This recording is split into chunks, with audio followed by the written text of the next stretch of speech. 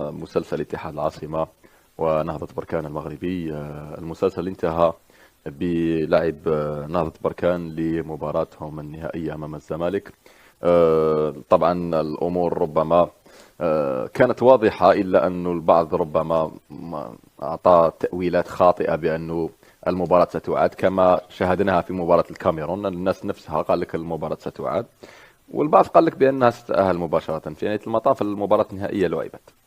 كرة القدم فريق بركان نقول له ما يقدرش مع الفريق اتحاد العاصمة، على باله بلي اتحاد العاصمة قوي عليه، ولكن راح في جهة واحدة أخرى في الكولسة. نعرفوا دوك الصراحة، نقولوها بالعامية، نقول الناس كاع على بالهم باللي دوك القرارات راهي تتقار من البلد الجار للمغرب، هو خاصة من رئيس الجامعة الملكية لقجع.